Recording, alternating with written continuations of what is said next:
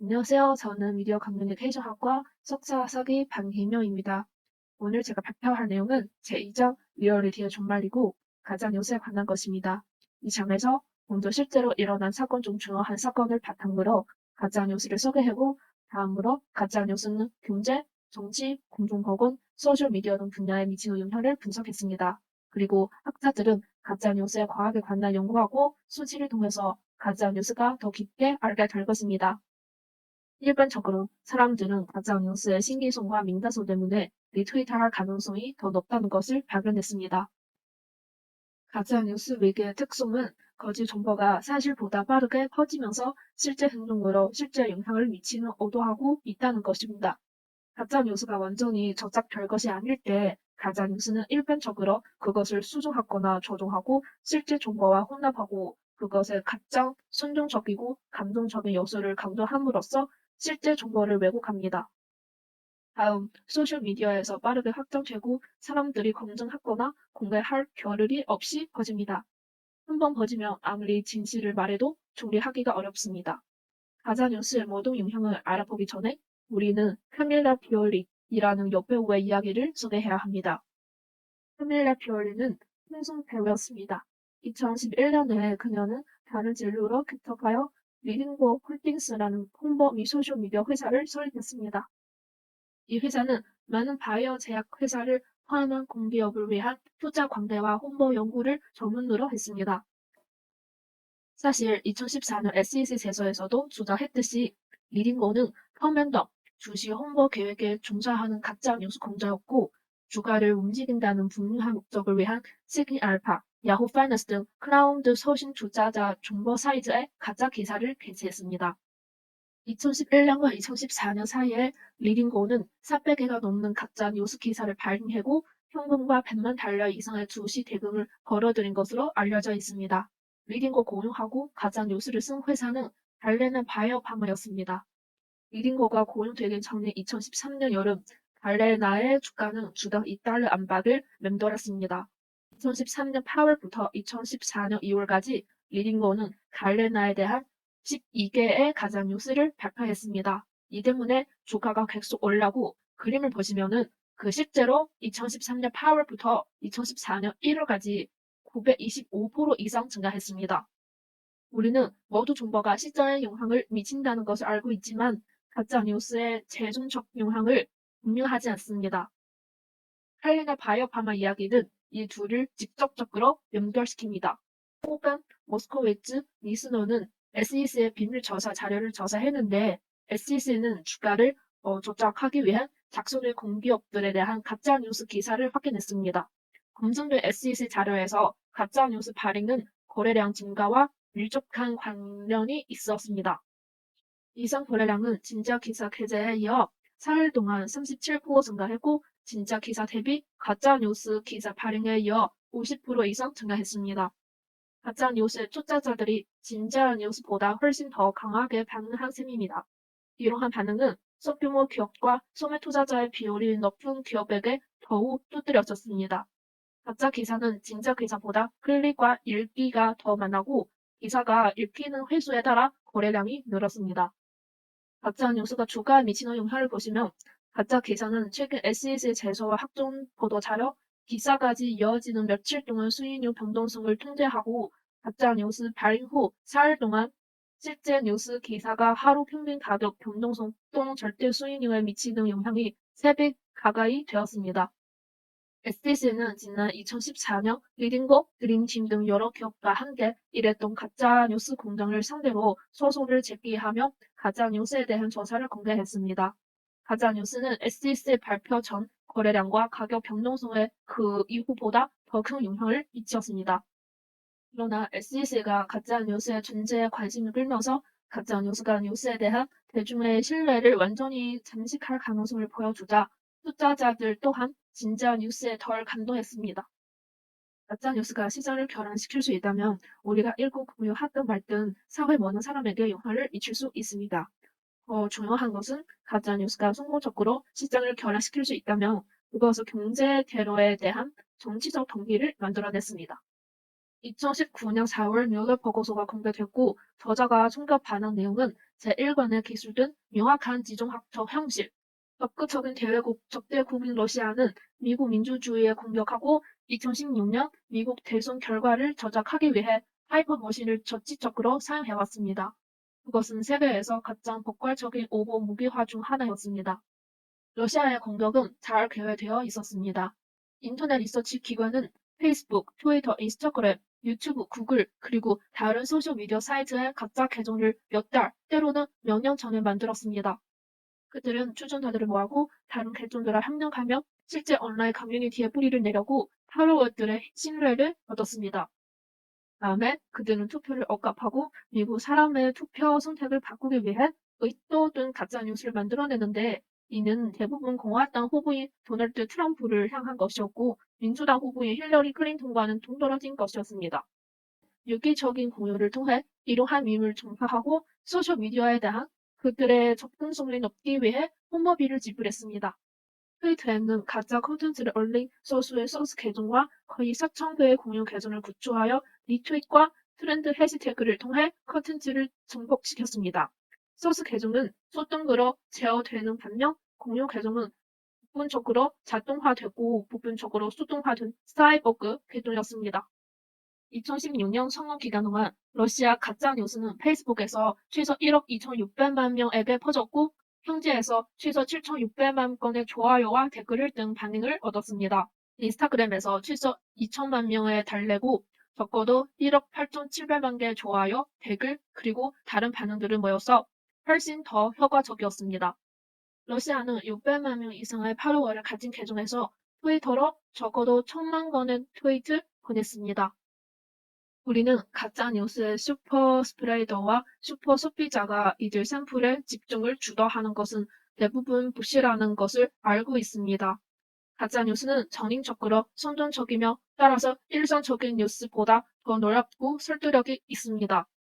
게다가 가짜 뉴스는 단지 소셜미디어에서만 사는 것이 아닙니다.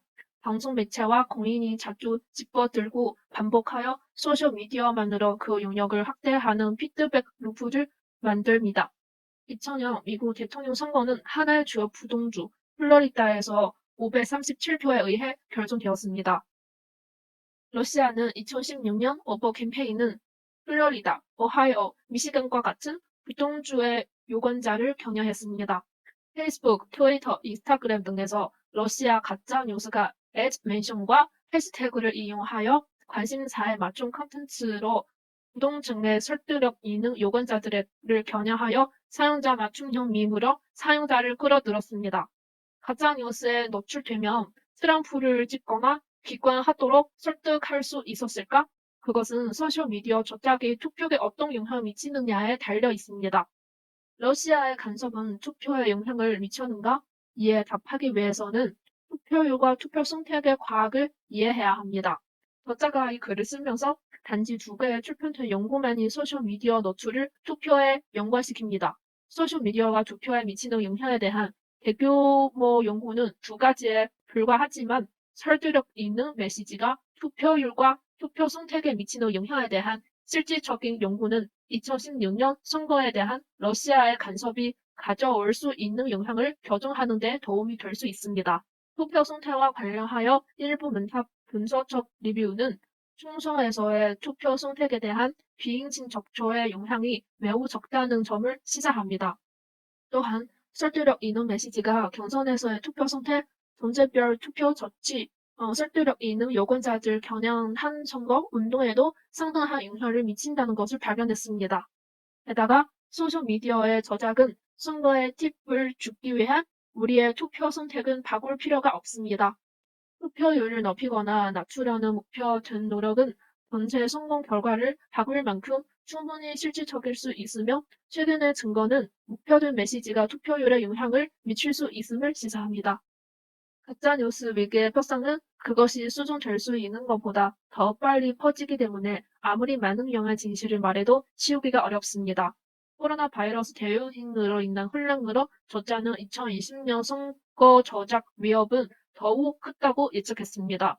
직접 투표의 실행 가능성을 둘러싼 불확실성, 우편 투표에 대한 의문, 선거 연기 여부 등이 맞물리면서 외국 배우들이 코로나 바이러스로 인한 혼란을 활용하여 민주주의 과정을 흐트러뜨릴 것이라는 데는 의심의 여지가 없습니다.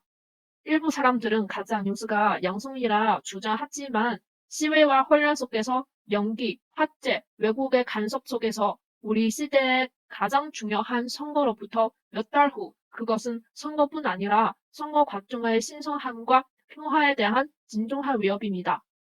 만약 선거가 치러진다면 가짜 뉴스는 아마도 폭력 사태로까지 퍼질 수도 있습니다. 오보의 위협은 러시아나 미국 민주주의에만 국한되지 않습니다. 디지털 간섭은 전 세계 민주주의의 국가들을 위협합니다. 오보의 무기화와 가짜 뉴스의 확산은 전 세계 민주주의의 문제입니다. 2019년 홍역 재발병 때 하이퍼머신에서 공간 오보의 파괴력을 처음 목격했습니다. 홍역은 특히 어린이들에게 위험하고 2017년에 전 세계 11만 명의 아이들의 목숨을 앗아갔습니다. 홍역은 전 세계에서 가장 전염성이 강한 바이러스 중 하나입니다. 이러한 전염병이 퍼지는 것을 막기 위해 사회는 많은 비율의 사람들에게 백신을 접종함으로써 집단 면역력을 길러야 합니다. 홍역 같은 전염병이 강한 바이러스를 위해서는 인구의 95%가 면역력을 얻기 위해 백신을 접종해야 합니다. 안타깝게도 1963년 이후 효과적인 백신이 있었지만 미국에서 홍역이 재발한 것은 백신 거부로 인한 것이라고 전문가들을 말했습니다. 홍역이 그렇게 위험하고 백신이 그렇게 효과적이라면 왜 어떤 부모들은 그들의 아이들에게 백신을 접종하지 않은 것인가?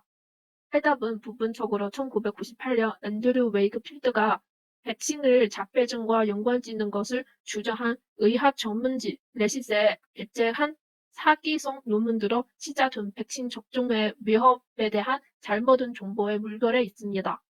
레신스는 논문을 철회했고 웨이크필드는 의사 면허증을 잃어버렸지만 그가 만들어낸 잘못된 정보는 물결을 어느 날 블로그나 소셜미디어에서 퍼진 음모론에 의해 개소됩니다. 부모들이 인터넷, 트위터와 페이스북 같은 소셜미디어 플랫폼으로 많은 정보를 얻을 때 정확한 정보가 없는 상태에서 이러한 비주류적 아이디어를 읽는 것은 이해의 우려와 혼란을 초래할 수 있습니다. 따라서 부모들은 더 많은 정보 없이 자녀들에게 예방접종을 하는 것은 망설일 수 있습니다. 레리 쿡은 자신은 풀타임 안티백스 운동가라고 표현합니다. 2019년 그는 페이스북의 안티백킹이기도 합니다. 그는 필수 예방접종 중단 조직은 SNS에서 안티백스 가짜 뉴스를 판매하며 아마존에서 안티백스 서적 판매로 3조료를 받는 돈을 버는 용리 단체입니다. 그는 또한 그의 웹사이트, 페이스북 광고, 그리고 그의 개인 청구서를 지불하는 GoFundMe 캠페인을 통해 돈을 모읍니다. 쿡의 페이스북 반대 광고 캠페인은 워싱턴주에서 25세 이상의 여성들을 겨냥했는데 이는 백신을 필러로 하는 아이들을 가진 것으로 보이는 인구입니다. 2019년 초 백신에 대한 페이스북, 유튜브 등 소셜미디어에서 검색 결과는 백신 접종을 반대하는 것에 의해 주도되었습니다. 동지적 가짜뉴스처럼 안티백스의 오보가 집중되어 있습니다. 하이퍼모시는 네트워크는 비슷한 견해와 믿음 가진 사람들의 타이트한 커뮤니티를 중심으로 고도로 클러스터되어 있습니다. 우리는 같은 생각을 가지는 사람들을 연결하는 정보 생태계에 살고 있습니다. 러시아의 오버가 대다수의 미국인들에게 선거에 영향을 미치도록 설득할 필요가 없는 것과 마찬가지로 안티백스에 대한 소셜미디어 캠페인은 많은 사람들에게 전염병을 일으키기 위한 예방접종을 포기하도록 설득할 필요가 없을 것입니다. 예방접종 수준을 집단 면역에 필요한 기준 이하로 낮추기 위해 그들은 비밀한 공동체의 소수의 사람들을 설득하며 될 것이고 그들은 그들끼리 잘못된 정보를 공유할 것입니다. 2019년 초 소셜미디어 플랫폼이 주목받아서 인스타그램, 유튜브 등 백신과 관련 오보를 정리하고 삭제했습니다.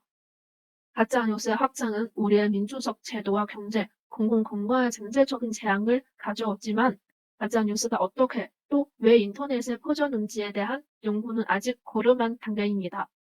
가짜뉴스가 퍼지는 것에 대한 저자와 동료들 함께 한 연구를 진행했습니다.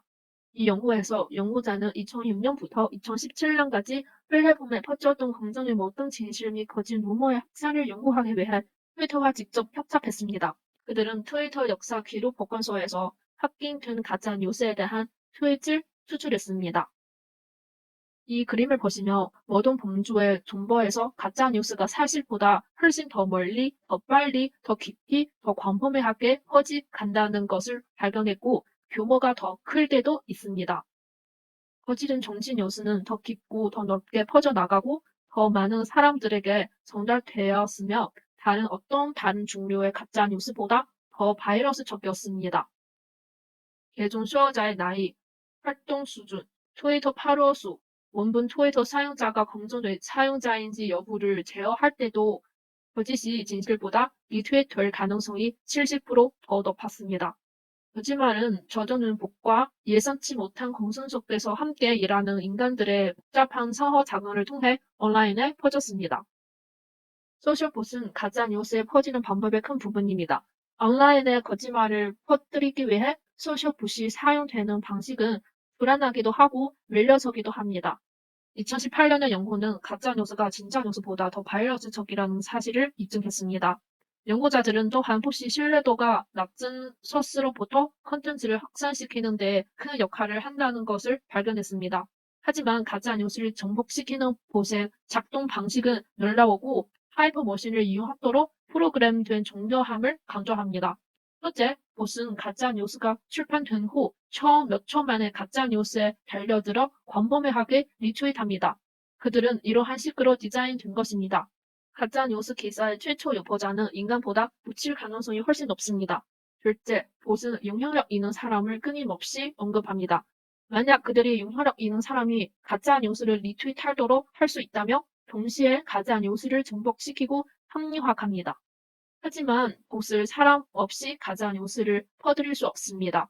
트위터를 통해 10년 동안 연구한 결과 거짓 소문이 사실보다 빠르고 광범위하게 퍼지도록 돕는 것은 봇보다 인간이라는 사실을 발견했습니다. 결국 인간과 기계는 거짓이 확산해서 공신적인 역할을 한다. 봇을 가짜 뉴스를 공유하도록 인간을 접종하고 인간은 하이퍼머신을 통해 그것을 퍼뜨립니다. 인간을 어떠하는 것이 모든 오보 캠페인의 궁극적인 목표입니다. 하지만 만약 인간이 가짜 뉴스 캠페인이 대상이고 그들이 가짜 뉴스 욕보에 그렇게 비판적이라면 왜 우리는 가짜 뉴스에 끌리는가? 왜 우리가 가짜 뉴스 공유하는가? 한 가지 설명은 새로운 가설이라고 불러는 것이었습니다. 신기함은 놀랍고 감정적으로 자극적이기 때문에 인간의 관심을 끕니다. 그것은 세계에 대한 우리의 이해를 새롭게 합니다. 아는 사람이거나 내부 정보에 접근할 수 있는 사람으로 보여지는 공유자에게 사회적 지위를 부여하기 때문에 공유를 격려합니다. 연구자의 발견은 여러 가지 신기한 척도에 걸쳐 일관되었다. 가짜 뉴스는 사실 진실보다 더 참신하고 사람들은 새로운 정보를 공유할 가능성이 더 많았습니다. 경쟁하는 소셜미디어 밈의 맥락에서 새로움을 우리의 부족한 관심을 끌며 온라인상에서 우리의 소비와 공유 행동의 동기를 부여합니다. 또한 요원 비어가 더 많은 놀라움과 혐오감을 유발하여 신기한 가설은 입증하는 반면 진실은 더 많은 슬픔, 기대, 기분, 신뢰를 더 불러일으킨 것을 발견했습니다. 이러한 감정들은 무엇이 사람들에게 그것의 새로움을 넘어 가짜 뉴스를 공유하도록 영감을 주는지 밝혀줍니다. 가짜 뉴스의 전파를 이해하기 위해 우리는 또한 그것에 대한 인간의 민감성을 고려해야 합니다. 거짓된 믿음에 대한 인간의 감수성의 과학은 가짜 뉴스의 과학보다 더 발달되어 있지만 안타깝게도 더 이상 정착되어 있지 않습니다. 현재 고전저출론과 동기저출론 사이에 논쟁이 있습니다. 고전적인 추론은 우리가 분석적으로 생각할 때 무엇이 진짜인지 가짜인지 더 잘 구별할 수 있다고 주장합니다. 반면에 동기부여된 추론은 우리가 잘못된 믿음에 대한 교정적인 정보에 직면할 때 우리가 더 분석적으로 파악하고 그 잘못된 믿음에 대한 우리의 헌신을 증가시킨다고 주장합니다. 좀 더 성찰적인 사람들이 진실은 거짓과 더 잘 구별하고 진실한 사건에 대한 지나치게 단파적인 보도를 인식합니다. 그러나 반복은 믿음을 유발합니다. 우리는 허위 정보에 반복적으로 노출된 후에 더 많이 믿는 경향이 있습니다. 사람들은 또한 그들이 이미 생각하고 있는 것을 믿는 경향이 있습니다. 그래서 우리가 무언가를 더 많이 들을수록 그리고 우리가 알고 있는 것과 더 많이 일치할수록 그것을 더 많이 믿을 수 있습니다. 그러나 아직까지는 이런 역효과에 대한 증거가 미약하여 보입니다. 그래서 성찰은 우리가 진실과 거짓을 구별하도록 돕니다. 반복은 믿음을 유발합니다. 그리고 수중 정보는 우리가 이미 알고 있는 것을 믿게 만들지만 역효과를 일으키지 않습니다. 이러한 발견은 가짜 뉴스와 싸우기 위한 단서를 제공합니다. 가짜 뉴스를 만든 정치적 동기는 우크라이나 미국 정치에 대한 러시아의 대외 간섭으로부터 충분히 명백합니다. 그러나 경제적 동기는 과소평가되어서는 안 됩니다. 마케도니아의 벨레스보다 가짜 뉴스를 만들려는 경제적 동기가 더 명백했던 것은 없습니다. 벨레스는 5만 5천 명의 거주자와 2개의 TV 채널 그리고 몇 개의 사랑스러운 교회들이 있는 산골 마을입니다. 벨레스의 세계사적 의의에 대한 가장 중요한 공헌은 2016년 미국 대통령 선거 동안 실업한 10대들이 어떻게 하이퍼머신 가짜뉴스를 온라인에 퍼뜨림으로써 그들을 부유하게 만들 수 있는지를 발견했다는 것입니다. 벨레스의 10대들은 소셜미디어 광고 네트워크를 통해 미국 유권자들에게 가짜뉴스를 퍼뜨리는 수백 개의 웹사이트를 개발하고 홍보했습니다. 그들은 소셜미디어 네트워크를 통해 웹사이트를 만들고 그들의 컨텐츠를 홍보함으로써 많은 돈을 벌 수 있다는 것을 발견했습니다. 사람들이 기사를 읽고 공유할수록 그들은 더 많은 돈을 벌었습니다. 2016년 대선을 몇 달 앞두고 미국에도 가짜뉴스가 쇄도했습니다. 벨레스 마을은 그러한 예 중 하나일 뿐입니다. 2019년 가짜뉴스 웹사이트는 연간 2억 달러 이상의 광고 수익을 창출했습니다. 가짜뉴스는 큰 사업이고 문제를 해결하기 위한 우리의 접근법은 경제 현실을 인식해야 합니다. 우리는 일부 두려움이 우리를 현실 정말로 이글 새로운 합성 미디어의 시대를 눈앞에 두고 있습니다. 이러한 특징화 드라마틱해 보일지 모르지만 허위의 조작에 대한 기술 현실이 무서운 속도로 진전되고 있다는 것에는 의심이 여지가 없습니다. 딥페이크의 개발은 테스트 가짜뉴스보다 우리를 섞일 가능성이 훨씬 더 높은 합성 오디오와 비디오를 만들어내고 있습니다. 딥페이크 기술은 다층 흉내망을 기반으로 한 머신러닝의 한 형태인 딥러닝을 활용하여 초현실적인 가짜 영상과 오디오를 만듭니다. 딥페이크 기술은 생성적 적대 네트워크 또는 GANs라는 불리는 특정 요행의 딥러닝의 기초입니다. GANs는 주 네트워크를 대립시켰습니다. 합성 매체를 생성하는 작업을 하는 발전기와 콘텐츠가 진짜인지 가짜인지를 판단하는 작업을 하는 발변기라는 두 개의 네트워크를 있습니다. 발전기는 감별자의 결정에서 배우고 미디어를 추적화하여 점점 더 설득력 있는 비디오 및 오디오를 만듭니다. 딥페이크 오디오는 이미 회사들로부터 수백만 달러를 사출하는 데 사용되고 있습니다. 우리는 하이머신이 어떻게 작동하는지 이해해야 합니다. 그러기 위해서 우리는 첫 번째 원칙으로 돌아가야 합니다. 하이퍼머신은 넷막을 깊이 파헤칠 시작한 다음 소셜미디어가 우리의 뇌에 미치는 영향에 관한 조사를 해야 합니다. 제 발표는 여기까지였습니다. 들어주셔서 감사합니다.